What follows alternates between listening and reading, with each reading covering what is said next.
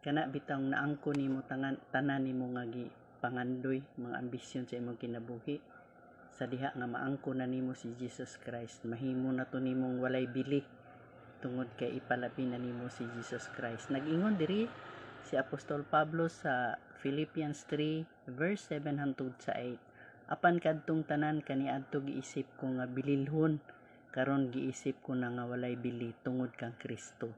Dugang paniana giisip ko na ang tanan nga walay bili tungod sa kahibalo mahitungod ni Kristo Jesus nga akong Ginoo, nga labaw pa kaayo kabililhon.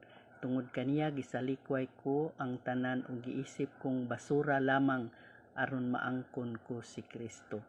Basta maangkon nimo ang iya sa kalibutan, mahimo na nimo nga ibasura na lang tong tanan tungod kay palabihon nimo si Jesus Christ, tungod kay siya ang pinakabililhon sa imong kinabuhi, labaw pa sa mga butang diri sa kalibutan.